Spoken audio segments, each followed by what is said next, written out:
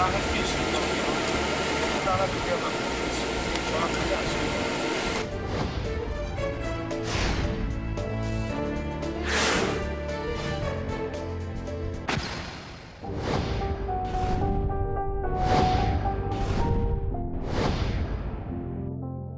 왜 다른 나라 정상들은 가능한데 왜 대한민국 대통령만 불가능한 것입니까?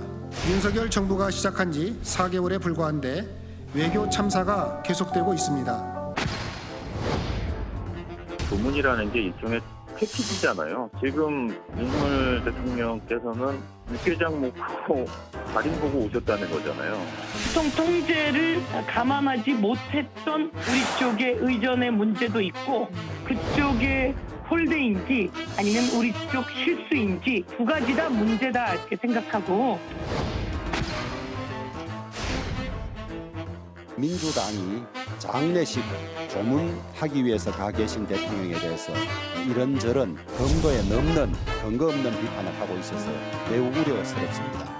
영국 왕실은 윤석열 대통령 부부가 외교 일정을 조정하면서까지 먼 곳에서 와준 데 대해 깊은 감사의 뜻을 표하면서 차량과 의전에 각별한 예우를 표했습니다.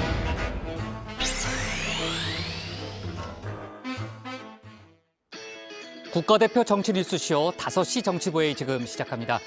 윤석열 대통령이 엘리자베스 여왕 장례식에 참석한 뒤에 뉴욕으로 떠났죠. 뉴욕에 도착을 했습니다. 하지만 전날 교통 혼잡 때문에 조문을 하지 못한 걸 두고 제가 영상에서 봤듯이 정치권의 공방이 아주 뜨거운데요. 야권에서는 전반적으로 준비 부족이다 이렇게 공세를 펴고 있는 거죠. 네, 그렇습니다. 걸어서 조문한 다른 나라 지도자들과 대비해가면서 조문 외교가 실패했다고 주장했는데요. 여권과 대통령실은 악의적인 주장이다. 영국 왕실과 조율한 일정이라고 반박했습니다. 네, 어제에 이어서 조금 전에 대통령실이 추가 해명을 내놨죠. 정치 인사이드에서 저희가 자세히 좀 짚어보고요. 윤 대통령이 내일 새벽에 유엔 총회 연설에 나서는 거죠? 네, 맞습니다. 윤 대통령은 우리나라 시간으로 내일 새벽 1시에서 2시쯤에 연설할 예정인데요. 네. 자유와 가치를 공유하는 나라들이 유엔을 중심으로 연대하자라는 메시지를 전할 것으로 보입니다. 아, 그래요? 1시에서 2시면은 백 반장이 오늘 좀 고생 좀 하겠네요. 네, 네, 연설 내용 좀 챙겨서요. 아, 그럼요. 네, 내일 좀 본인이 안 다루더라도 다른 운영진에게 토스해 주기 바랍니다. 자, 오늘도 국회에선 대정부 질문이 진행 중이잖아요. 영빈관 신축 관련해서 신문 보고 관련 사항을 알았다 이렇게 한덕수 총리가 발언을 했는데 그 발언이 상당히 논란이 되고 있네요. 네, 그렇습니다. 자세한 내용은 잠시 후 뉴스픽에서 다룰 예정인데요. 네. 야당은 물론 여당에서도 쓴소리가 나왔습니다. 국민의힘 송석준 의원은 코미디 같은 일이라고 했고요.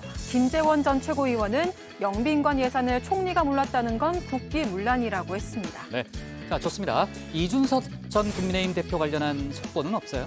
퀴즈로 준비했는데 괜찮을까요? 또 퀴즈예요? 아 좋아요. 뭐 네, 말해요. 오늘 네. 국민의힘 한 의원이 어. 발언을 국장께 질문으로 던지겠습니다. 아 이거 뭐 예상이 되네요. 네, 누군지 맞추라는 얘기네. 이준석 전 대표의 성상납 의혹, 경찰이 어느 정도 확인한 것 아닌가라는 내용인데요. 이 인물의 발언이라는 거죠? 맞습니다. 누구일까요? 네, 실루엣을 보니까 상당히 익숙한 얼굴입니다. 어제 저희 정치부에서 어제 많이 등장했던 인물이죠. 정진석 비대위원장과의 문자가 공개됐던 유상범 의원 아닌가요? 전 윤리위원. 맞습니다. 아마 네. 이 정도는 사실 국장께는 너무 쉬운 문제라서 네. 유상범 의원이 오늘 언론 인터뷰에서 밝힌 내용인데요. 검찰이나 경찰은 범죄 혐의가 입증되지 않으면 사회적으로 중요한 위치에 있는 사람들을 잘 부르지 않는다. 이렇게 얘기를 했습니다. 네, 유상범 의원이 이제 검사 출신이잖아요. 물론 이제 원론적인 얘기긴 하지만 윤리위원으로서의 여러 가지 발언을 놓고서 당내에서 논란도 있죠.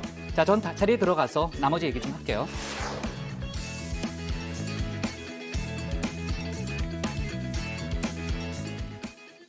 자, 오늘 정치부회의는 류 실장, 백 반장, 유채커 조멘토 그리고 정치부회 애청자 정혜영들과 함께하겠습니다. 백 반장이 오늘도 주민 담당하는 거죠? 그렇습니다. 제가 하니까 주민이 더 좋다는 의견이 있었는데요. 아, 그래요? 네. 많았던 것 같아요, 그런 의견이. 네, 오늘도 열심히 하겠습니다. 또 동시에 소통 반장으로서 정의원 네. 분들의 의견도 집중해서 잘 챙기겠습니다. 네, 방막거 찾는 정의원들은 없었죠? 한 명도 없었어요. 한 명도 네, 없었죠. 조멘토는 그래도 좀 있었는데. 아, 그래요? 네.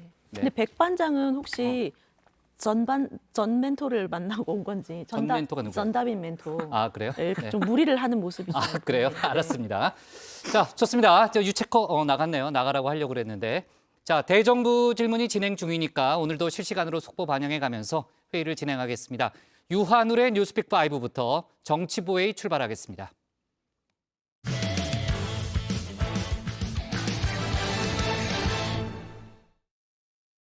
국회 대정부 질문 오늘로 2일차입니다. 오후 2시부터 시작이 됐는데요. 오늘은 외교안보 통일 분야죠. 여야가 국무위원들에게 질문을 던지고 있습니다. 어제는 영빈관 신축이 역시나 논란이었는데요. 한덕수 총리가 신축 계획을 언론을 보고 알았다고 하면서 그 여파가 오늘까지도 이어지고 있습니다. 관련 내용을 뉴스픽5에서 짚어봅니다. 네, 5시 하면 다정해 정혜원들의 뉴스 큐레이터 울체커입니다. 화요일의 뉴스픽5 바로 시작하겠습니다. 오늘의 키워드는요. 신문 보고 알았다. 모든 임무 끝. 사전 조율, 구레고리, 노마스크 가을 야구로 잡아봤습니다. 첫 번째 픽 현장, 오늘도 여야가 격돌하고 있는 9월 정기국회 현장으로 갑니다. 저 울체커가 어제 여야 쟁점 정리해드리면서 원픽으로 뽑은 거 뭔지 기억하시나요? 바로 용산 영빈관 신축 예산이었는데요. 역시나 제 경험의 촉, 어디를 안 가나 봅니다. 어제 정치 분야 대정부 질문에서 영빈관 예산 초반부터 국회 본회의장을 뜨겁게 달궜습니다. 영빈관 짓는 878억 원 예산 알고 계셨습니까? 총리가 총리실에서 건물을 짓는 것을 제가 다 알아야 된다. 그거는 현실적으로 영빈관 짓는 예산 878억 알고 계셨냐고 묻습니다. 몰랐습니까? 저는 몰랐고 신문을 보고 알았습니다. 네, 신문 보고 알았다. 한덕수 총리의 이 한마디가 큰 파장을 낳았습니다. 문재인 청와대 출신 인사들이 그야말로 총공세에 나섰는데요. 먼저 숨은 청와대 이전 예산 찾기 전담 스나이퍼죠. 문재인 대통령 정무수석 출신 민주당 한병도 의원입니다. 앞서 복수의 대통령실 고위 관계자들도 언론에 나고서야 알았다. 이렇게 말한 사실도 함께 묶어서 비판했습니다. 집권 여당도 몰랐다. 청와대 대통령실의 수석들도 몰랐다. 국무총리도 몰랐다. 그럼 그걸 논의한 주체가 누구입니까? 예. 어디선가는 논의를 했을 텐데 책임 있는 사람들이 모두 다 언론 보고 알았다는 겁니다. 이것이 지금 국정이 시스템이 돌아가고 있는지 그래서 우려심을 가질 수밖에 없는 거죠. 네, 여기에 탁현민 전 의전 비서관 한 총리 발언에 대해 끔찍하다 이렇게 평가했고요. 국무총리가 1, 2억도 아니고 800억가량의 예산 사용 요청을 몰랐다라고 국회에서 증언하는 건 본인은 허수아비라고 생각해서 말씀을 하시는 건지 아니면 문제가 되니 그 책임을 실무자한테 떠넘기려고 하는 것인지 그거는 정말 조금 과장해서 얘기하면 모골이 송연하다고 할까요? 네, 의심을 가질 수밖에 없다는 민주당의 주장. 결국 김건희 여사를 겨냥한 말입니다. 바로 이 녹취록 때문이죠. 내 아는 그 도사 중에 그 사람이 청와대 들어가자마자 영빈관을 옮겨야 된다 하더라고. 옮길 거야. 옮길 거예요? 국민의힘 이쯤 되면 기생전피다. 또 다른 말로 하면 돌고 돌아 김건희, 돌돌이다. 이렇게 반발하고 있는데요. 오늘은 그 불똥이 정부 실무진에게까지 튀었습니다. 우리 국무조정실의 존재 이유가 뭡니까? 정부 부처 간의 중요한 이런 국가적인 의제 또 중요한 의사결정 사항에 대해서 조정하고 필요하면은 그 중요한 사항에 대해서는 총리님, 대통령님이 아실 수 있도록 조정하고 이런 업무 책임이 있는 거 아니겠어요? 총리가 몰랐다 하는 답변 그런 자세도 틀린 겁니다. 지금 공무원들 자세가 그런 거예요. 네, 국민의힘 표현 빌어서 민주당의 기승전휘, 2타는 김건희 특검법이죠. 어제 대정부 질문에서도 김건희 여사 의혹에 대한 수사 제대로 하라는 이야기 민주당에서 나왔습니다. 김건희 여사 사건에 대한 수사지 했습니까? 저는 구체적 사안에서 당연히 수사 지휘하지 않았습니다. 검찰이 수사를 안 하니까 특검을 하자는 거 아닙니까? 이성윤 등 친정권 검찰로 알려진 사람들이 자그마치 중앙지검 특수부를 동원해서 2년 동안 한 사안입니다. 갑자기 김건희 여사 사건에 대해서만 수사 지휘를 하라고 말씀하시는 거는 좀 너무 정파적인 접근 같습니다. 해야 될 수사지를 안 하고 지금 일부러 안 하는 거 아닙니까? 이렇게. 그렇게 따지면 제가 이재명 사건에 대해서 이렇게 하라고 지휘해도 되겠습니까? 그것도 안 되지 않습니까? 하세요, 법대로. 네, 여기에 국민의힘이라고 가만히 있을 수는 없습니다. 이재명 대표 검찰 수사로 역공에 나섭니다. 최영도 의원은 이 대표 이름 직접 거론하진 않았습니다. 그러면서도 쌍방울의 변호사비 대납 의혹 제대로 수사하라, 압박하라는 고급 기술에 들어갑니다. 변호사비 대납 사건이라는 게 있죠. 지금 이와 관련해서 쌍방울그룹 실소유주인 김성태 회장에 대한 체포영장이 발부되었고 도피한 사람이기 때문에 할 수 있는 모든 조치를 하고 있는 것으로 알고 있습니다. 국내에서 기업 활동 열심히 하면 될 사람이 무엇 때문에 무슨 죄를 저질렀기에 이렇게 도망을 가서 사원들에게 태우까지 와서 이 음식을 공수하게 합니까? 중대범죄 도피하는 경우에 있어서는 송환하는 데 있어서 최선을 다하도록 하겠습니다. 국민의힘의 또 다른 공격 카드는 문재인 정권의 태양광 사업입니다. 태양광 이권 카르텔은 5%만 조사했는데도 보조금, 부당집행, 입찰 담합, 특정 대출 등 2,616원 규모의 비리가 드러났습니다. 실제로 해보니까 상당한 문제들이 발견됐고 제기되고 있기 때문에 이 부분은 저희가 정리를 해서 수사를 요청할 그런 계획으로 있습니다. 네, 대정부 질문 소식은 계속 챙겨보도록 하고요. 두 번째 픽은 모든 임무 끝입니다. 정회원분들과 함께 답답한 여의도를 벗어나 잠시 우리나라 밖으로 나가보도록 하겠습니다.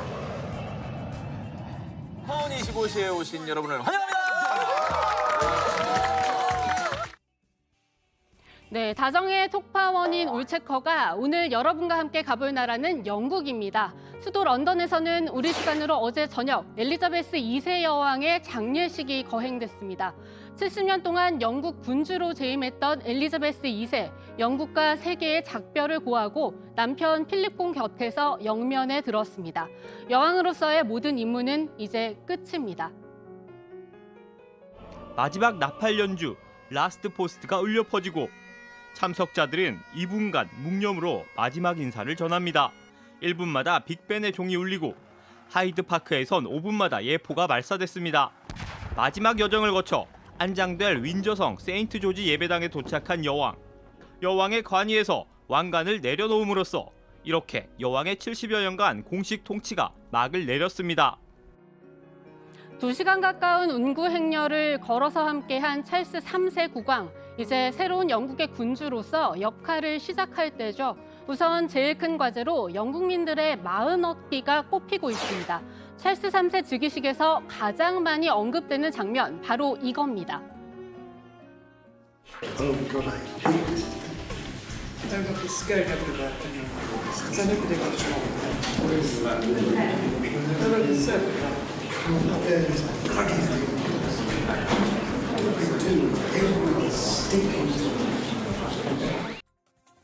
이 짜증내는 모습에 네티즌들은 팬게이트라는 이름까지 붙이면서 찰스 3세를 조롱하고 있는데요. 앞서 다이애나 빈의 죽음, 그리고 카밀라 왕비와의 불륜까지 더해져 굳어진 비호감 이미지, 어서 떨쳐버려야 한다는 이야기 나옵니다. 여왕이 서거하기 전이기는 하지만 지난 5월 찰스 3세 지지율은 56%로 아들인 윌리엄 왕세자의 77%에 크게 뒤지는 것으로 나타났습니다. 여기에 영국 연방 국가들의 이탈 조짐도 찰스 3세가 풀어나가야 할 과제입니다. Down with the monarchy, whatever. We don't need kings and queens anymore. 앤티가 바부다의 총리는 곧바로 군주제 폐지를 위한 국민 투표를 실시하겠다고 밝혔습니다. 호주 앤서니 앨버니즈 총리 역시 말을 아끼고 있지만 지난 6월 공화제 담당 차관보를 임명하는 등 영연방 탈퇴를 조금씩 준비하고 있습니다. 이번 장례식에 참석한 VIP들의 모습도 좀 살펴볼까요? 정상급만 해도 500명이 자리하는 만큼 2차 대전 이후 최고 대규모의 보안 작전이 펼쳐졌습니다. 보호를 받는 정상들도 예외는 없었는데요. 모두 영국이 마련한 버스를 타고 단체로 장례식장으로 향한 겁니다. 마치 수학여행이라도 가는 모습 같았다고 합니다.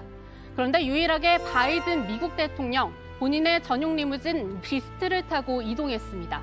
그 결과는 지각이었습니다. 교통체증 때문에 장례식장에 늦게 도착한 바이든 대통령은 입구에서 기다린 끝에 입장할 수 있었습니다.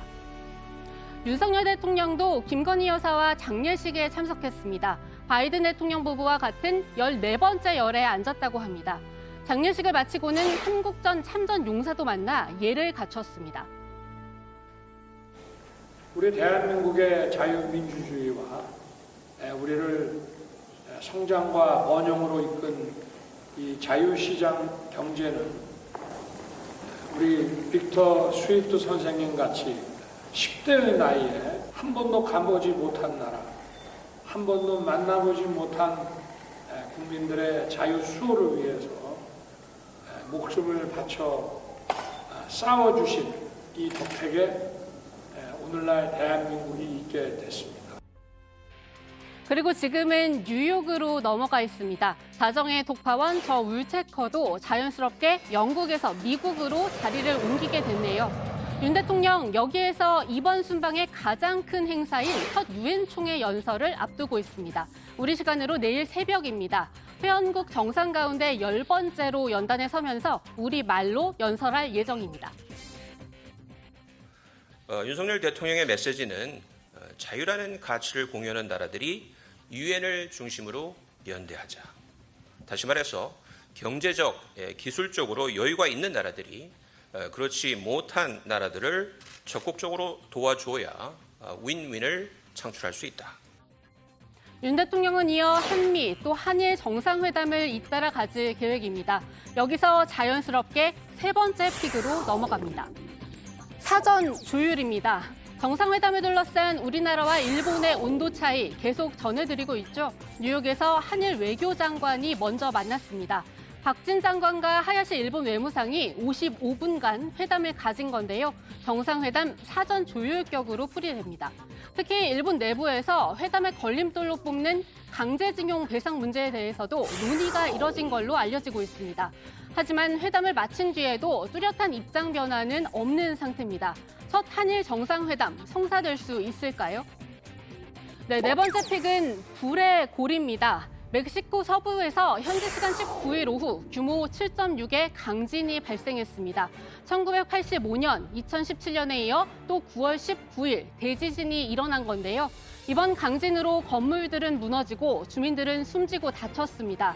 멕시코는 환태평양 지진 때 이른바 불의 고리에 속한 지역입니다. 그런데 이 불의 고리를 따라 지구 반대편으로 와보면 일본과 타이완이 있습니다. 여기서도 앞서 잇따라 강진이 발생해 걱정입니다. 이런 가운데 울산 동쪽 바다에서도 어제 저녁 올해 들어 우리 인근 해역에서 가장 강력한 규모 4.6의 지진 발생했다는 소식 들어와 있습니다.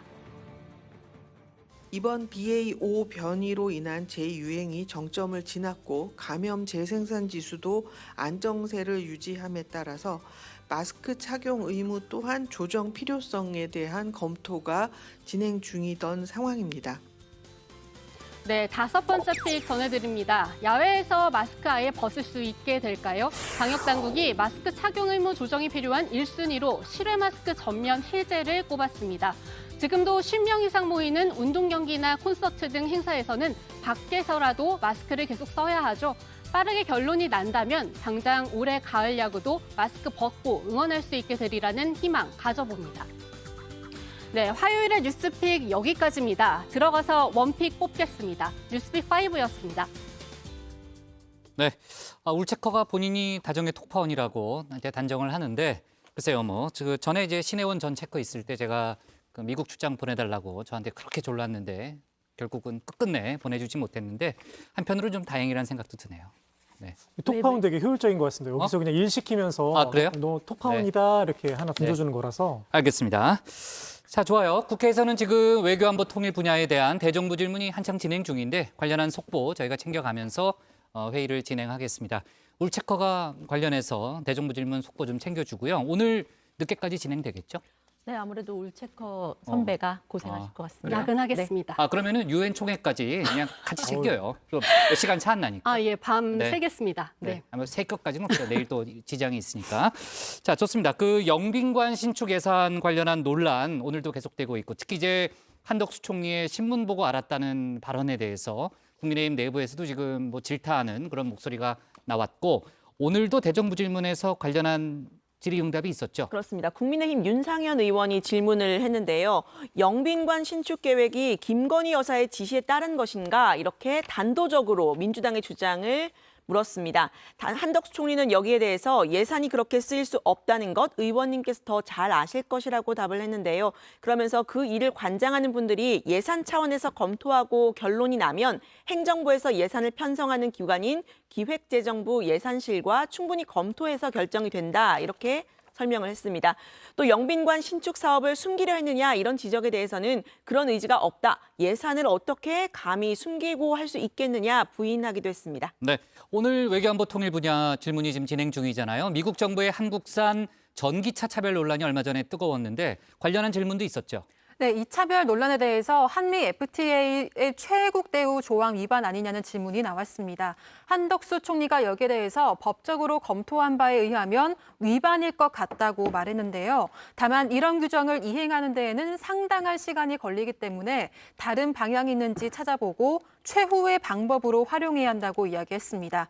이번 일에 이른바 낸시 펠로시 의장이 방한했을 때 벌어진 패싱 논란이 영향이냐는 주장에 대해서는 관계가 없다고 생각한다고 답했는데요. 이 패싱 논란 자체도 펠로시 의장 측과 미리 충분히 협의했다고 안다 이렇게 얘기하면서도 의도적인 패싱이 아니라는 점을 강조했습니다. 네, 자 앞서 시작할 때 백반장이랑 얘기를 했습니다만 윤 대통령이 영국에 도착한 당일 교통 문제로 조문을 하지 못한 걸 두고 오늘 정치권의 논란이 상당히 뜨겁잖아요. 관련한 얘기는 저희가 정치인사이드에서 자세하게 짚어보도록 하겠습니다.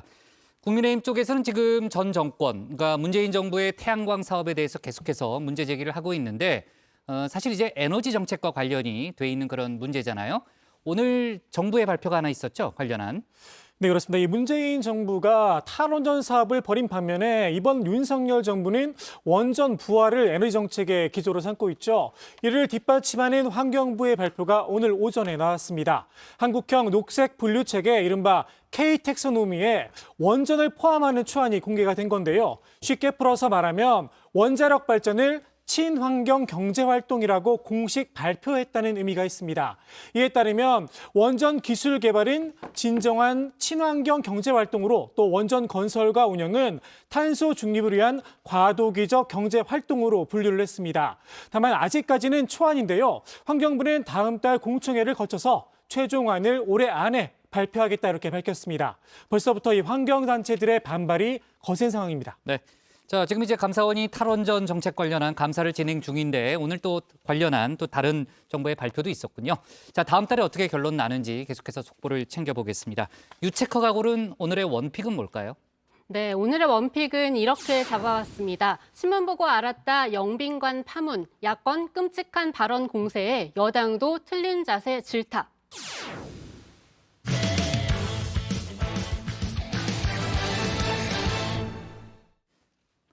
국민의힘 주호영 원내대표가 오늘 첫 회의를 주재했습니다. 정진석 비대위원장과 윤리위원이었던 유상범 의원과의 문자대화 후폭풍, 어제 공개가 됐죠. 후폭풍도 이어지고 있는데요. 여기에 국민의힘 차기 당권 주자들 소식까지 상황실에서 정리해봤습니다.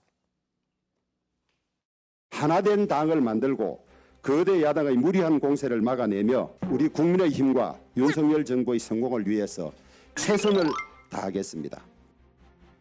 네, 새로 닻을 올린 국민의힘 주호영호 첫 번째 과제는 하나된 당을 만드는 겁니다. 일단은 당의 결정에 연이은 가처분 신청을 하고 있는 이준석 전 대표와의 이 법적 공방을 해결해야 하죠. 여기에 원내대표 선거에서 상대 이용호 의원이 42표를 얻은 것에서 보듯이 이반된 당내 민심도 규합을 해야 합니다. 윤심이 실렸다, 사실상 주호영 추대가 될 거다 이렇게 말을 했던 예상 깬 건데요. 당내 기반이 거의 없는 이용호 의원의 선전, 이변이 아니라 바닥 민심이라는 해석이 나왔습니다. 윤심 때문에 상당히 헷갈리셨을 것 같습니다. 저는 윤심인지 우리 권심인지 잘 모르겠습니다. 소통이 문제입니까? 대통령실과의 더 해바라기 해서는 안 된다고 생각합니다. 자칫하면 실수로 이어진다고 생각합니다. 네, 해바라기를 해서 안 된다 이런 이야기를 했는데 이런 가운데 당내 소통 과정이 외부에 공개가 되면서 논란이 된 일 또 일어났죠. 바로 정진석 비대위원장과 윤리위원이었던 유상범 의원의 문자가 이렇게 공개가 된 겁니다.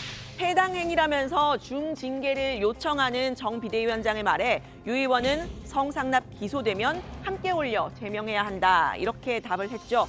정 비대위원장은 한 달 전의 대화라서 문제가 없다고 했지만 유 의원은 윤리위 결정의 신뢰성을 우려해서 직을 내려놨습니다. 중징계를 받고 근신 중인 당대표가 이런 막말을 당원과 당원들에게 난사했는데 어떻게 윤리위가 경고 한마디 안 하느냐고 제가 얘기 못합니까?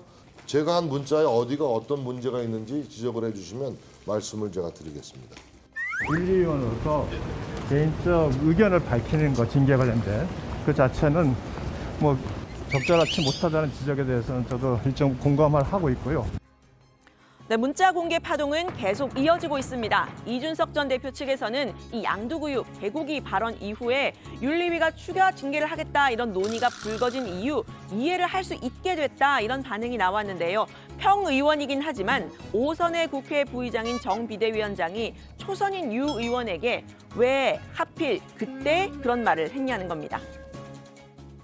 이미 이제 윤리위 제명을 생각했었다, 뭐 세간의 말들이 있었는데 그게 사실인가라는 좀 생각을 하게 되는 정 위원장님께서는 사실 평의원이시긴 하시지만 뭐 우리 시쳇말로 윤핵관이라고 하는 분이셨고 다선이시고요. 네. 그리고 윤리위원인 그 의원님은 초선 아니었겠습니까? 네, 윤리위원직을 내려놓은 유 의원은 이제 좀 더 자유로워졌다 이렇게 생각을 한 걸까요? 이 전 대표의 발언들 추가 징계감이다 이런 주장을 공개적으로 폈습니다. 지난 주말 윤리위 회의에서는 징계 여부를 두고 논쟁이 내부에서 좀 있었다고도 전했는데요. 본인은 징계가 필요하다라는 당시 정진석 국회 부의장의 의견을 전달했다고도 말했습니다. 표현의 자유에도 내재적 한계가 있고 법률적 한계가 있는 겁니다. 객관적으로 근거를 밝혀서 말하는 것은 제가 거의 본 적이 없습니다. 대부분 그냥 단정 지어가지고 네이밍을 하고 프레임을 지어서 말을 했을 뿐이지. 네, 검사 출신인 유 의원은요. 본인의 경험으로 봤을 때는 이 전 대표의 성상납 수사 구체성을 띈다고 본다. 기소 가능성이 보인다라는 말도 했습니다. 경찰은 공소시효 문제로 이 성접대 의혹 자체는 불기소 가닥을 잡은 것으로 알려지죠. 하지만 이 7억 각서 같은 증거 인멸이나 유튜브 가세연에 대한 무고 혐의에 대해서는 수사를 이어가고 있습니다. 유 의원은 무고로 기소가 되더라도 당연히 제명이다 라면서 이렇게 말을 했는데요. 조사를 진행했다는 것 자체는 내부적으로 성상납에 대한 부분에 대해서는 어느 정도 확인을 한 거 아닌가. 이준석 대표가 어제 그 보도로 인해서 경찰 출석을 뭐 거부한다 이런 소문이 들리는데 상당히 어떤 범죄 혐의가 인정될 가능성을 인식했기 때문에 거부하는 모습을 보이는 거 아닌가. 네, 이런 발언에 이 전 대표와 가까운 쪽에서는 경찰 수사 관련 내용을 윤리위에서 지나치게 잘 아는 것 아니냐 이런 의문을 제기하기도 했습니다. 또 윤리위원 중에 몇 분이 뭐 경찰 조사 내용을 알아서도 안 되지만 그 경찰 조사 내용을 알고 이렇게 대응했다는 추측성 보도도 있지 않습니까? 만약에 이게 정말 사실이라면 글쎄요, 저는 정말 경악할 사건이라고 생각되고요. 만약에 실제 징계가 이루어진다면 이 전 대표는 윤리위를 향해서 이 추가 가처분 신청을 예고했죠. 또 유엔의 이 부분을 제소하는 방안도 만지작거리고 있습니다. 대통령실은 윤리위의 독립성을 존중해야 한다 이런 원론적인 입장을 냈는데요. 직접 들어보시죠. 당의 윤리위원회가 이래라 저래라 한다고 듣는 분들도 아니고 또 그렇게 해서는 저는 안 된다고 봅니다. 당 윤리위원회가 가지고 있는 독창성이 있기 때문에 그런 면을 존중해야 된다고 생각하기 때문에 대통령 비서실에서는 할 말이 없습니다. 네, 당무에 불개입한다, 또 윤리위의 독립성을 존중한다. 이건 대통령실의 일관된 입장입니다. 그런데 얼마 전에 이 체리따봉 문자가 공개가 되면서 이런 공식 입장 다소 무색해진 적이 있죠. 이런 문자 공개요, 정치인들의 속내 혹은 물밑 협상 과정을 보여줄 수 있다는 그런 장점도 있는데요. 여기서 오래된 코너, 저 류 실장의 그때 그 사람들을 제가 바로 패러디를 해서 그때 그 문자들을 한번 보도록 하겠습니다. 예기치 않게 공개가 됐던 그때 그 문자들 제가 몇 가지 유형으로 분류를 해봤는데요. 국민의힘 비대위 전환에 직접적인 계기가 됐던 바로 이 체리따봉 문자. 현직 대통령의 내심을 보여준 천기 누설형이라고 이름을 붙여봤습니다. 이른바 추윤 갈등이 최고조에 달했던 당시에 추미애 당시 장관의 이 문자, 지휘 감독관의 적절한 행사를 위해 징계 관련 법령을 찾아봐라 이런 사례도 있는데요. 이런 유형은 기자 입장에서는 먼저 포착하면 단독벌이가 될 수 있는 긍정적인 측면이 있습니다. 이것 좀 봐줘 이런 형도 있는데요. 어떤 효과를 노리고 일부러 공개했나 이런 생각이 드는 문자들입니다. 최근에는 바로 이 사례가 있었습니다. 전쟁입니다. 네, 이 이재명 대표 측의 마음가짐 또 지금의 여야 상황을 짧은 문자 전쟁입니다 하나로 보여줬는데요. 박근혜 탄핵 국면 당시에는 김무성 의원의 이런 문자도 공개가 된 바가 있습니다. 탄핵을 압박하는 이런 지지자들의 여러 문자를 보는 모습이 공개가 됐는데요.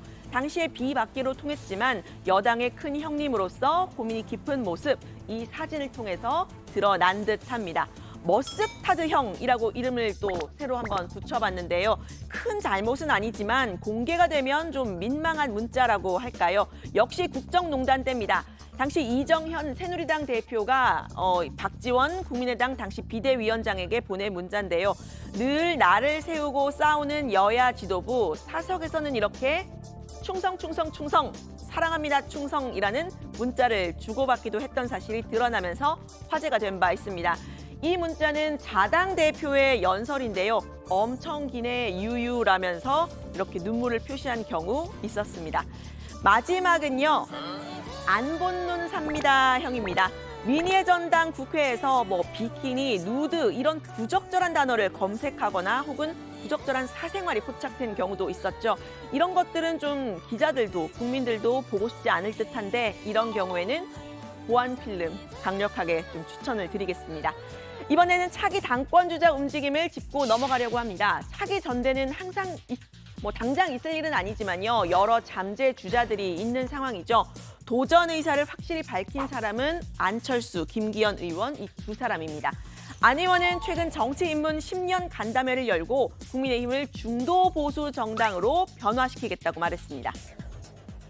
우리 당을 개혁적인 중도 보수 정당으로 변화시키는 것입니다. 지난 10년의 경험으로 얻은 결론은 모든 선거는 스윙보터인 중도가 결정한다는 것입니다. 우리는 4.7 재보궐선거, 3.9 대선, 6.1 지선의 승리가 중도 보수의 연합으로 이룬 것임을 잊어서는 안 됩니다. 네, 중도는 본인이 꽉 잡고 있다 이런 생각을 한 걸까요? 지금은 보수 표심부에 좀 더 무게를 싣는 모습인데요. 오늘 모습 보시죠. TK 지역 경북 영주시 수능면이 본인의 뿌리라면서 이렇게 수능 안씨로서 조상의 성묘를 드리는 모습 공개했습니다. 전통 예복도 이렇게 갖춰 입었는데요. 본인의 고향인 부산 PK 지역도 찾을 예정이라고 하는데 얼마 전에는 이렇게 본인의 출신고 부산고등학교 야구팀 우승을 축하하는 영상도 올렸습니다. 새 정치를 공언했던 10년 전 호남의 사위다 공언했던 때와는 확실히 달라졌습니다. 저희 장인어른 통해서 특히 이제 양식장 쪽 태풍 피해가 굉장히 심각하다 그 말씀을 들었는데요. 가까운 시일 내에 다시 찾아뵙겠다 그렇게 약속을 드렸습니다. 그래서 일주일 만에 약속 지키러 이렇게 여수, 순천 거쳐서 왔습니다.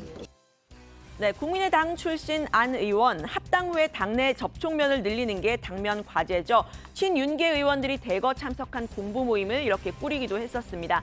그래도 최근에는 법원이 이 전 대표의 가처분을 인용한 후 좀 더 다른 목소리를 내는 모습을 보이기도 했는데요.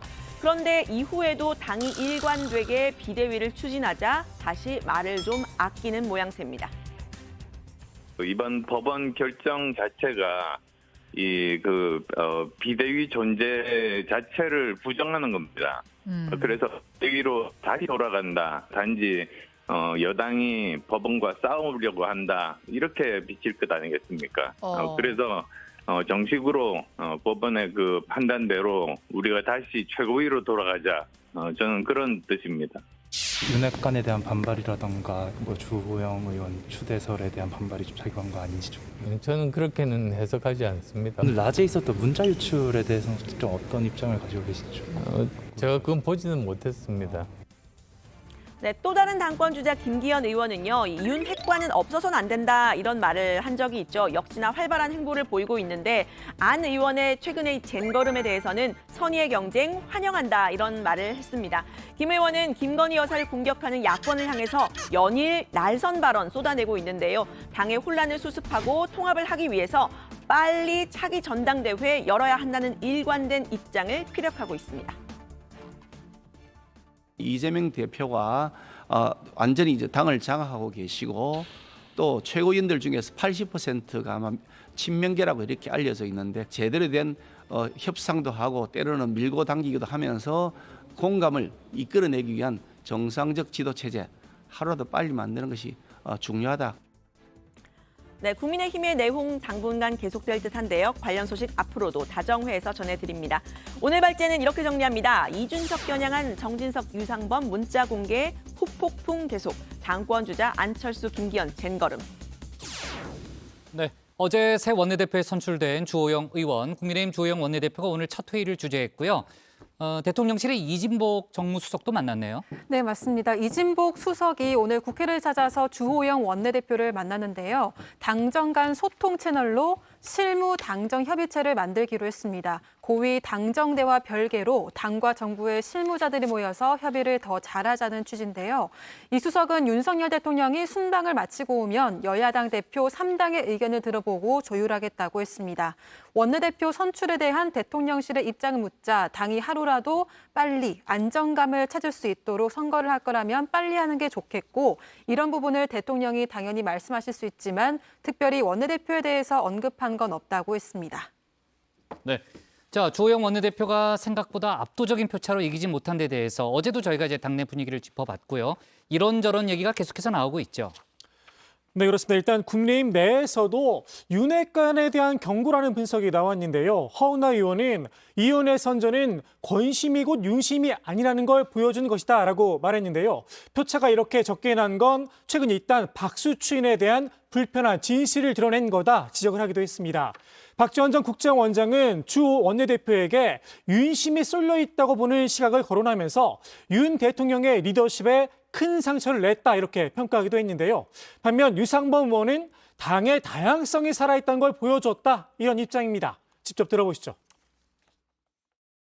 당의 운영에 있어서는 대통령 뜻보다는 당의 당원들의 뜻, 국회의원들의 뜻이 굉장히 더 중요하고 또 각자의 생각을 밝히는 것이 그게 헌법기관으로서의 역할로서 의미가 있다고 생각해서 나름대로 굉장히 건전한 그 어떤 대통령과 당의 관계의 모습을 보여줬다고.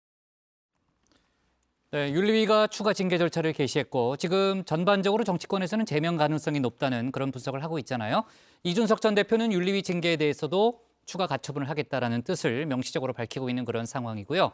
자, 이 전 대표의 법적 대응과는 별개로 당내에서는 이 전 대표에 대한 부정적인 시각도 좀 확산돼 가는 그런 분위기라는 거죠. 네, 이 논란이 아무래도 계속되다 보니까 그런 것 같은데 앞서 이 전 대표에 대해서 호의적이었던 조혜진 의원이 좀 쓴소리를 했습니다. 이 전 대표가 가처분 각하를 이끌어내기 위해서 윤리위에서 제명을 할 것이다. 뭐 이런 시나리오를 언급했잖아요. 이제 앞서서 얘기를 하면서 이제 화제가 됐는데 이건 지나친 음모론이다 이렇게 말을 한 겁니다. 이 전 대표의 순수한 예측이 아니라 당내에 있는 여러 움직임들을 듣고 포착해서 먼저 말한 것일 뿐이다 이렇게 말을 한 건데요. 직접 들어보시죠. 오비락이죠. 이 대표가 요 근래에 발언하는 걸 보면은 필요 이상으로 음모론적으로 이야기하는 게 좀 많은 것 같아요. 진짜로 윤리위가 대통령 생각해서 했다면 오히려 이 순방 시기를 피해서 했겠죠.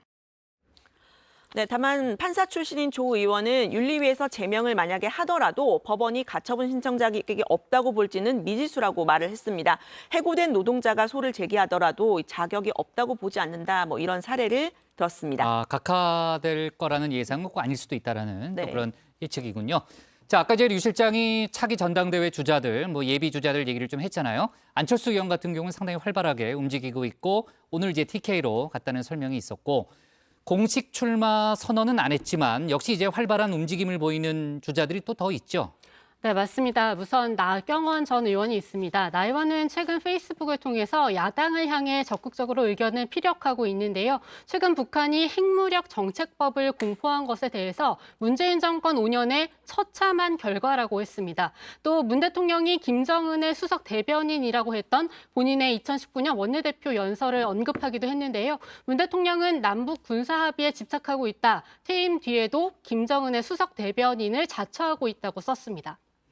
유승민 전 의원도 대학 특강, 방송 출연 등을 예고하면서 보폭을 넓혀가고 있는데요.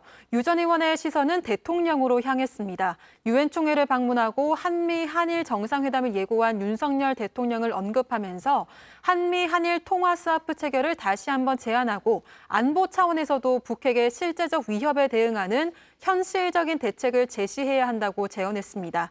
현안에 대한 입장을 피력하면서 존재감을 드러내려는 것으로 풀이됩니다. 네, 자 오늘 상황실 발제 이렇게 정리하겠습니다.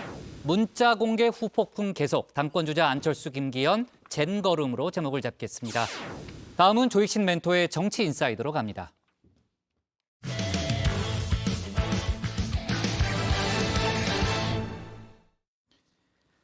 윤석열 대통령이 교통 문제로 엘리자베스 2세 여왕을 조문하지 못했죠. 장례가 끝난 뒤에 조문록을 쓰는 걸로 대체를 했는데요. 대통령실은 영국 왕실의 요청에 따라서 일정을 조정한 것뿐이라는 설명을 내놨습니다. 하지만 민주당에선 조문 없는 조문 외교라며 외교 참사라고 날을 세우고 있는데요. 명백한 의전 실패라고 주장했습니다. 관련 내용을 정치 인사이드에서 짚어봅니다.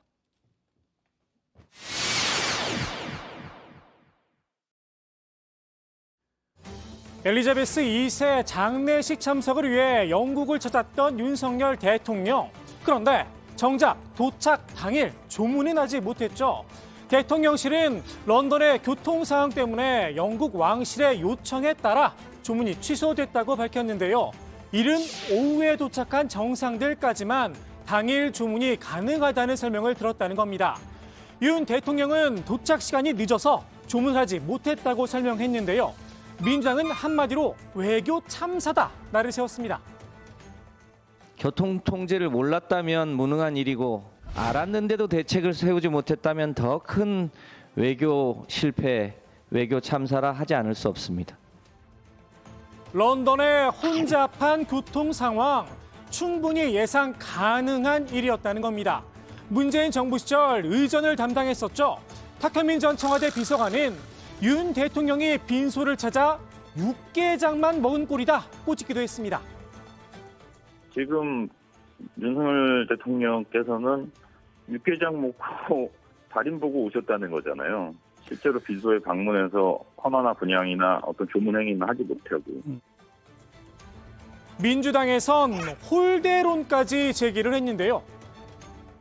교통 통제가 있기 전에 그쪽에서 더 요청이 있어야 되지 않았나. 그렇다면 또 홀대의 문제는 아닌가.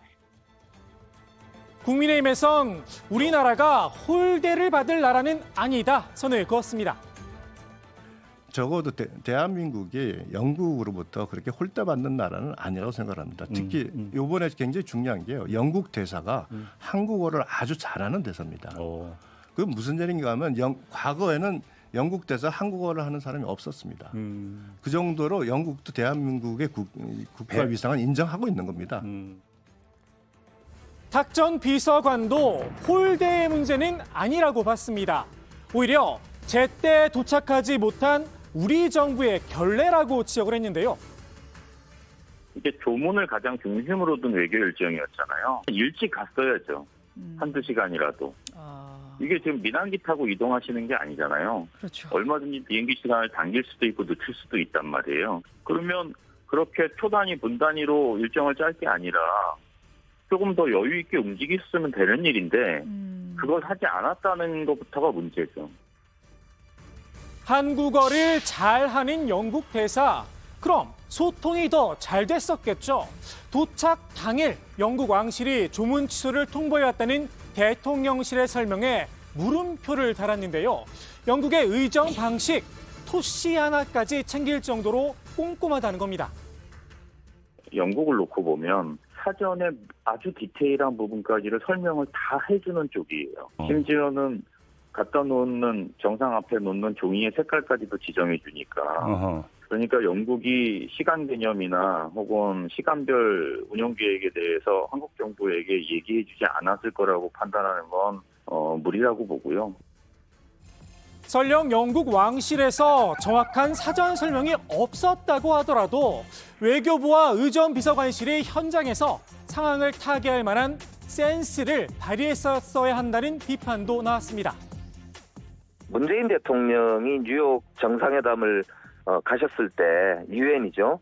교통편이 원활치가 않아서 걸어서 회의장을 이동하는 모습을 다 보셨을 겁니다. 그 마크롱 대통령도 보니까 걸어서 조문을 하셨던데요.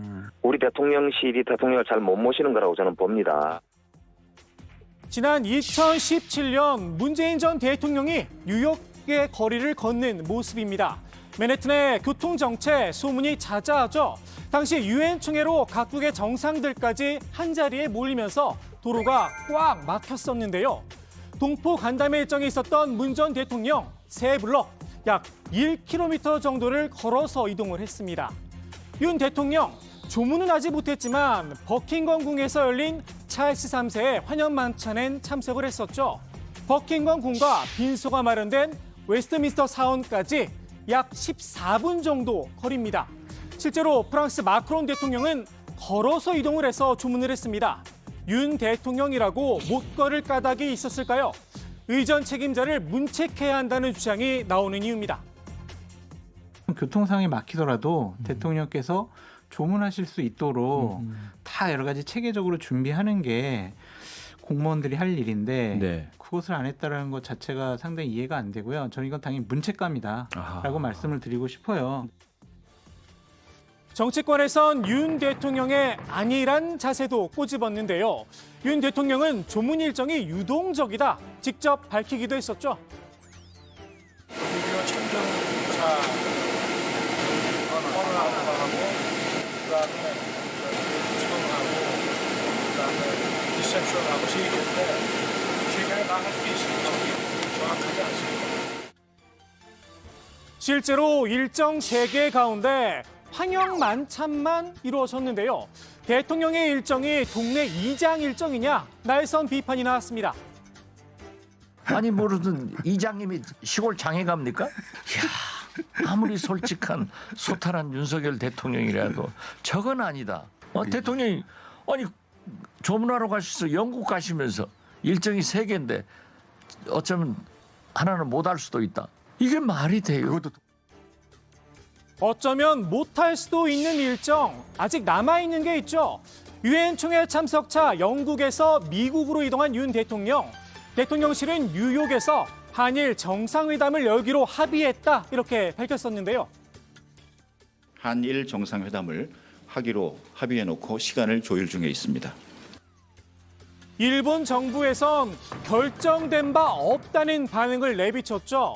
일본 언론은 한일 정상회담 개최가 불투명하다면서 만나더라도 짧은 대에 그칠 거다 이런 보도를 내놨습니다. 기시다 총리도 오늘 아직 아무것도 정해지지 않았다고 직접 밝히기도 했습니다. 윤 대통령과의 만남, 일본의 집권 자민당에선 아쉬울 게 없다는 분위기라고 하는데요. 윤 대통령이 가지고 온 보따리의 내용을 보고 회담 여부를 결정해도 늦지 않는다. 한국 쪽에서 국회의원이라든가 정치인들 그리고 학계, 문화 인사들이 자진해서 자청해서 찾아와서 만나자, 화해를 하자, 사이좋게 지내자라는 요구를 해왔기 때문에 자기들은 아쉬운 게 없다는 지금 입장입니다. 왜 우리 정부만 아쉬운 걸까요?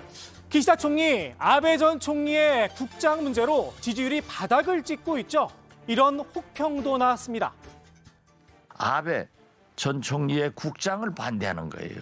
그래서 지지도가 7%나 떨어졌는데 29% 나왔습니다. 29% 나왔는데 이게 잘못하다 한일 정상회담 하면 세계에서 제일 지지도 낮은 정상끼리 못 나는 거예요. 이거 참 웃지도 못하고 울지도 못하고. 그런데 그것도 우리 뒤통수 맞잖아요. 근본적으로. 해외를 순방 중인 윤 대통령을 향한 비판 과하다고 생각한 걸까요? 국민의힘은 금도를 넘었다며 응원과 예의를 부탁했는데요.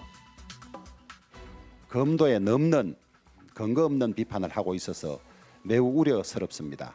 민주당도 불과 몇 달 전에는 집권당이었고 대통령의 외교가 어떤 의미를 가지는지 잘 알고 있을 텐데 외교 활동 중에라도 대한민국 전체를 대표하는 대표 선수에 대한 응원과 예의를 지켜주실 것을 부탁드립니다.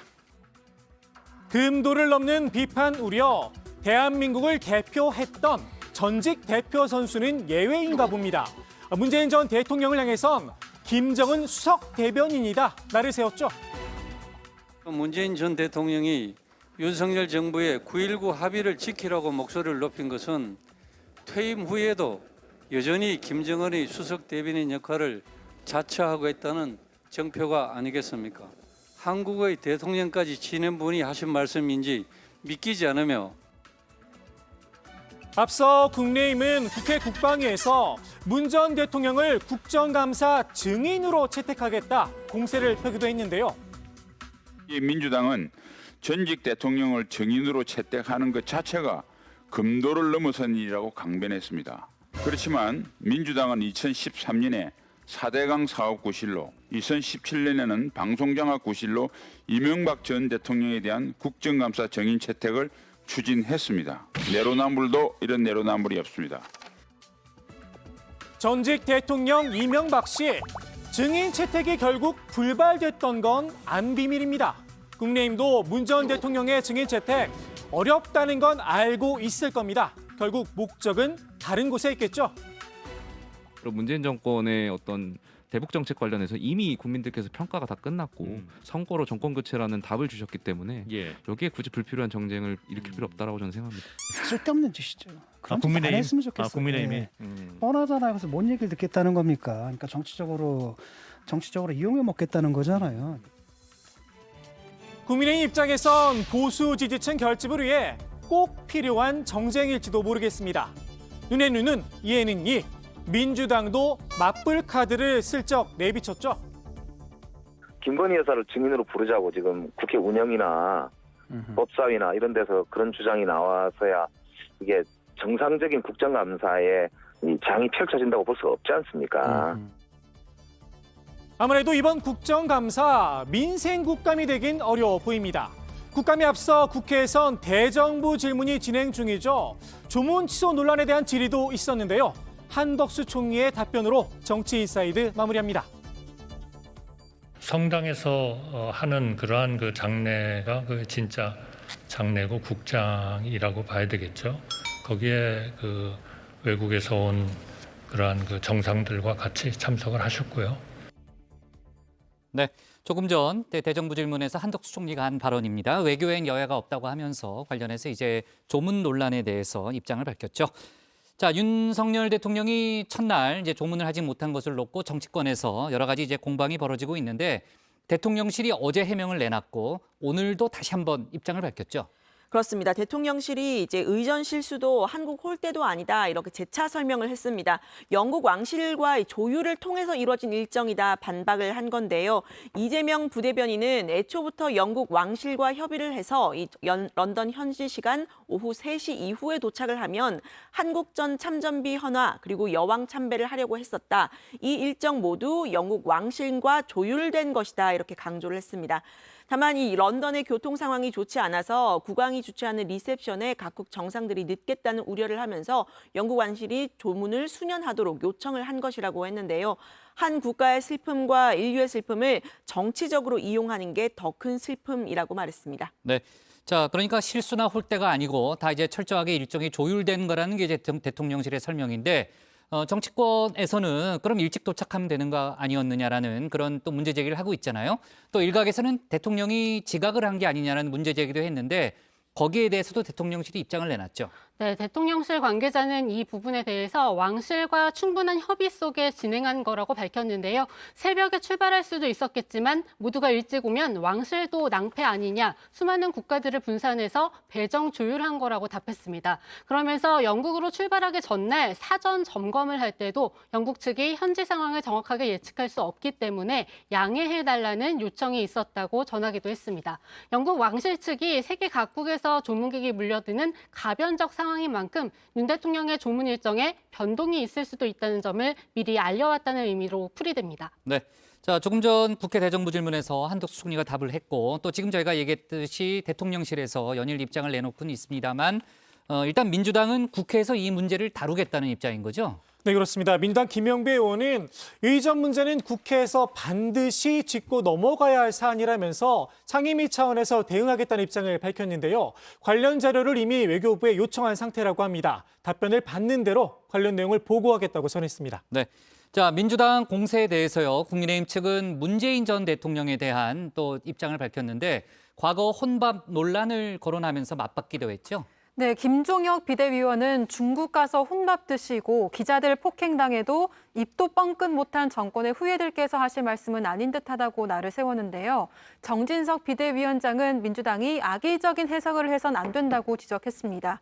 폄하하고 깎아내리는 건 누워서 침 뱉기라면서 윤석열 대통령에게 격려와 성원을 보내드리는 게 온당하다고 말했습니다. 네. 결국 이제 전현직 대통령에 관한 공방으로 또 확전될 수도 있는 그런 분위기네요. 자, 이번 정기국회는 정말 여야의 공방이 상당히 뜨겁고 이미 뜨겁고 또 앞으로도 뜨거울 걸로 일단 예상이 됩니다. 민주당 이재명 대표 관련한 여러 가지 이제 수사 속보도 알아보겠습니다. 오늘 오후에 나온 속보죠. 성남 FC 후원금 의혹을 수사 중인 검찰이 두산그룹 본사를 압수수색했다는 거죠. 그렇습니다. 그 수원지검 성남지청 형사 3부인데요. 서울 중구 두산그룹 본사에 수사관 등을 보내서 서버 등 관련 자료를 확보에 나섰습니다. 앞서 검찰은 강남구 소재의 두산건설, 또 성남FC, 성남시청 사무실 등 20여 곳에 대한 압수수색을 벌인 바가 있는데요. 그 연장선이라는 설명입니다. 민주당 이재명 대표는 성남시장 재임 시절 지난 2015년 두산그룹이 소유한 병원 부지를 상업용지로 용도를 변경해준 대가로 이 성남FC가 광고 후원금 55억 원을 받았다, 이런 의혹을 받고 있죠. 경찰은 지난 13일에 이 대표의 제3자 뇌물 혐의가 인정된다라는 수사 결과를 검찰에 송부한 상태입니다. 네. 자, 지난번에 이제 20여 곳에 대한 압수수색이 있었고 거기에 이제 두산그룹의 이제 본사는 포함이 되지 않았는데 이제 오늘 이제 두산그룹 본사에 대한 압수수색을 지금 벌였고 아마 어제도 저희가 얘기했지만 이재명 대표에 대한 소환 통보가 임박한 거 아니냐는 그런 예상이 좀 나오고 있습니다. 자, 관련한 속보도 저희가 좀 챙겨보도록 하고요. 오늘의 정치 인사이드는 이렇게 정리하겠습니다. 육개장 먹고 분양 안 한 꼴, 의전 실수 홀대 아니다로 제목을 잡겠습니다. 다음은 백다의 반장의 주민입니다.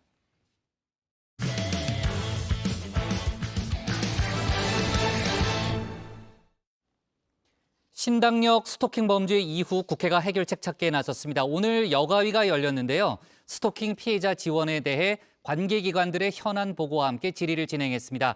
각 기관의 책임 소재에 대해서 여야를 막론하고 질타가 이어졌습니다.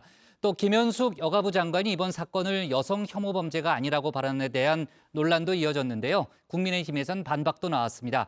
관련 소식까지 백다의 반장이 정리했습니다. 어제 신당역 스토킹 살인 사건의 피의자에 대해 경찰이 신상 공개를 결정했습니다. 이름과 나이, 사진까지 공개되는데요. 만 31세, 전주환입니다. 신상정보공개위원회는 사안의 중대성과 잔인성을 고려해서 만장일치로 신상 공개 결정을 내렸다고 밝혔습니다. 피해자한테 하실 말씀 없으세요? 죄송합니다. 범행 계획한 거세요? 전주환의 스토킹 범죄는 지난해 10월부터 시작됐습니다. 피해자에게 불법 촬영물을 보내면서 협박했는데요. 문자를 포함해 350여 회에 걸쳐 불안감을 조성했고 피해자는 정보통신망법 위반 혐의로 전 씨를 고소하기에 이릅니다. 당시에는 스토킹 처벌법이 시행되기 전이었기 때문인데요. 경찰이 같은 달 구속영장을 신청했지만 법원은 이를 기각했고 이후 전 씨는 피해자에게 합의를 요구하면서 피해자 의사에 반하는 메시지를 여러 차례 보냈습니다. 이에 피해자가 스토킹 처벌법 위반 혐의로 또다시 고소했지만 당시 경찰은 구속영장을 신청조차 하지 않았습니다. 불구속 상태로 재판을 받던 전 씨는 1심 선고를 하루 앞둔 지난 14일 결국 피해자를 살해했습니다. 제가 볼 때는 소 잃고 외양간 고치는 제도밖에는 되지 않는 거 아닌가.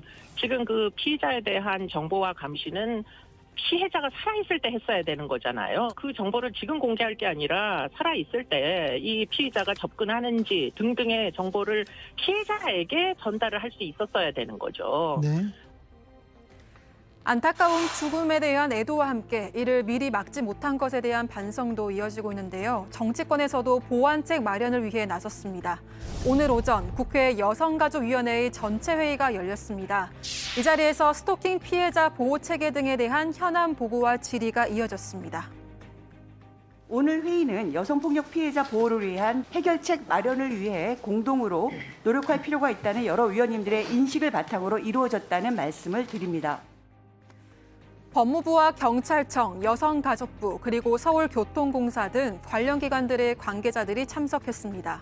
하지만 가해자 구속영장을 기각했던 법원은 참석하지 않았는데요.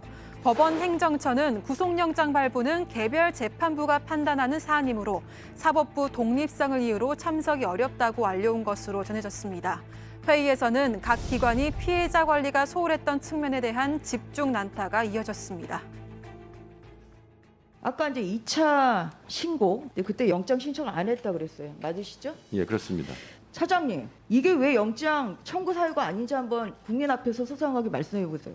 저희가 1차 고소 사건에 영장을 청구했지만 주거 일정하고 증거 인멸의 우려가 없고 도주 우려가 없다는 이유로 기각을 당했습니다. 당시에도 똑같이 잠깐만, 차장님. 예. 그러니까 피해자 감수성이 없다는 얘기를 좀 하는 겁니다. 영장 청구도 안 보내고 지금 누구 기준으로 그러면 영장 청구 기준을 생각하는 겁니까? 이번 일을 반면교사 삼아서 반면교사라는 지금 피해자 감수성이 너무 떨어지는 것이 이 비극적인 살인 사건에 1차적인 책임이 경찰청에 있다. 이 말씀 드리겠습니다. 한편 김현숙 여가부 장관은 국무회의를 이유로 1시간 늦게 회의에 참석했는데요. 이를 두고 회의 초반 여야 의원들의 공방이 오가기도 했습니다. 이 오늘의 현안 보고가 갖고 있는 심각성과 시급성을 고려하면 이 여가부 장관은 의사 정적수를 이유로 국무회의에 참석할 것이 아니라 참석 가능한 다른 부처를 찾아보시라 하는 게 맞을 거라고 생각이 듭니다. 그 해외 순방에 여러 장관께서 동석하시고 배석하신 것입니다. 국무회의가 예정되어 있는 것은 주지의 사실이고 국무회의를 열 수 없을 경우에 그것은 큰 문제가 되는 것이죠. 그것이 마치 무슨 문제가 있는 것이냐 말씀하시는 것은 이것은 정치 공세이지 사실관계와 부합되지 않는 것이라고 생각합니다. 앞서 김현숙 장관은 신당역 영무원 피살 사건을 여성 혐오 범죄로 보지 않는다고 말해서 논란이 된 바 있었는데요. 일각에서는 이번 범죄 여성 혐오 범죄라고 하는데 장관님 생각은 어떠신가요? 저는 그렇게 보지 않습니다. 이거를 그러니까 여성과 남성의 어떤 그런 프레임으로 이중 프레임으로 보는 그런 것에 대해서는 좀 저는 동의하지 않고. 윤석열 정부에서 여가부 폐지 공약을 추진하고 있는 만큼 해당 발언에 대한 비판의 목소리가 이어졌습니다. 김현숙 장관은 사건의 원인이 뭔지도 모르는 무지를 드러내고 있다. 윤석열 대통령이 신당역 사건에 조금이라도 책임감을 느낀다면 성범죄 예방과 보호 조치를 담당하는 여가부를 없애겠다는 공약을 당장 버려야 한다. 여가부 폐지를 위해 앉힌 장관을 당장 사퇴시키고 여가부의 기능을 강화할 장관을 새로 임명해야 할 것. 오늘 여성단체를 비롯해 정의당과 녹색당이 김 장관의 해당 발언에 대해 사퇴를 촉구하는 기자회견을 가졌습니다. 이에 대해 국민의힘 권성동 의원은 신당역 살인 사건과 같은 비극이 정치적으로 오독돼서는 안 된다면서 김 장관을 두둔했습니다. 단지 피해자가 여성이라는 이유로 사건을 여성 혐오로 규정해서는 안 된다는 겁니다. 그러면서 계곡 살인 사건을 남혐 범죄로 부르진 않는다고 설명했는데요. 당분간 김 장관의 발언을 둘러싼 논란은 계속될 것으로 보입니다. 네, 한편 전주환이 피해자에 대한 스토킹 범죄로 서울교통공사에서 직위 해제됐음에도 내부 전산망에 접속해서 피해자의 근무지와 근무 일정을 조회한 사실도 논란이 됐습니다. 교통공사 측은 통상적으로 시스템이 운영됐다며 이 문제를 고치겠다고 말했습니다. 직위 해제에 대해서는 내부 전산망의 접속을 차단하고 또 징계도 사실은 최종심까지 기다렸다가 징계했는데 이 상황에 대해서는 저희들이 1심 판결 이후이면 바로 징계할 수 있도록 그렇게 조치를 하겠습니다. 국회에 이어 정부에서도 스토킹 범죄와 관련된 보완책 마련에 나섰습니다. 이원석 신임 검찰총장이 첫 출근 뒤 가장 먼저 예방한 곳은 경찰청이었는데요. 경찰은 전국에서 불송치를 결정했던 스토킹 사건을 전수조사하겠다고 밝혔습니다. 검찰과의 협의를 통해 영장 청구 절차도 기존 3단계에서 2단계로 축소하는 방안도 추진하기로 했습니다. 또 접근 금지 등의 잠정 조치를 위반할 경우 과태료가 아닌 형사처벌을 가하는 방안도 추진됩니다. 스토킹 범죄에 대한 대응이 부족했던 것이 아닌가 하는 생각을 갖고 있습니다. 피해자의 안전을 가장 주안점으로 두고 양 기관이 적극적으로 협력할 수 있는 방안을 찾도록 하겠습니다. 현재 스토킹 처벌법상 경찰이 가해자에게 취할 수 있는 잠정 조치는 모두 4단계입니다. 가장 먼저 서면 경고, 다음으로는 접근 금지, 세 번째가 연락 금지, 마지막으로 가해자 유치장, 구치소 유치인데요. 하지만 스토킹 처벌법 시행 이후 올해 1월부터 7월까지 경찰이 신청한 잠정 조치 사호 500건 중 절반 이상이 검찰이나 법원 단계에서 기각됐습니다. 검경과 법원 사이에 적극적인 협력과 소통이 필요한 이유입니다. 네, 그런데 이 잠정 조치와 긴급 응급 조치는 일시적인 보호 조치일 뿐 피해자가 처벌을 원하지 않는다면 형사처벌을 할 수 없는데요. 반의사 불벌죄, 이는 스토킹 처벌법 제정 때부터 독소 조항으로 지적돼 왔습니다. 법무부가 이를 삭제 검토하겠다고 말했습니다. 현행 스토킹은 이제 피해자가 합의를 해주면 사건이 그냥 유야무야 증발을 하게 돼 있어요. 그게 단의사 불벌죄, 신고죄인 거죠. 고소를 취하해주면 얼마든지 사건화가 안 될 수 있다는 생각 때문에 더더욱 피해자를 협박하고 공갈하고 못 살려구는, 그래서 결국은 취하를 안 해주니까 앙심을 먹고 살해하기에 이르는 이런 식으로 이제 법률이 지금 그 정의가 돼 있어요. 실제로 스토킹법 시행 이후 가해자가 접근 금지, 연락 금지 조치로 인해 범행을 멈춘 경우는 단 3건, 5.3%에 불과하다고 하는데요. 이 때문에 보다 실질적이고 근본적인 예방 대책이 필요하다는 목소리가 나오고 있습니다. 전문가들은 현재 피해자에게 스마트워치를 지급하는 등의 방식보다는 가해자에 대한 전자추적이 이루어져야 한다고 말했습니다.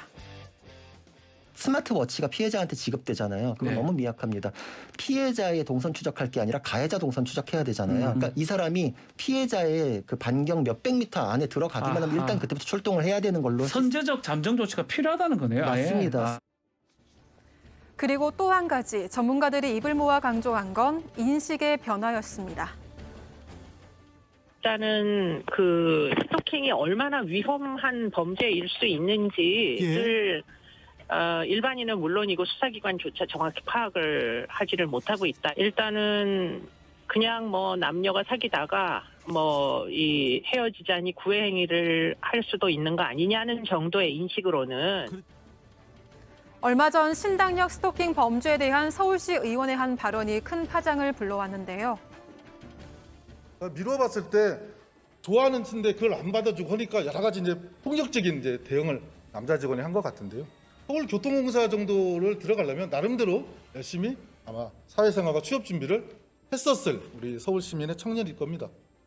그리고 피해자도 마찬가지겠죠.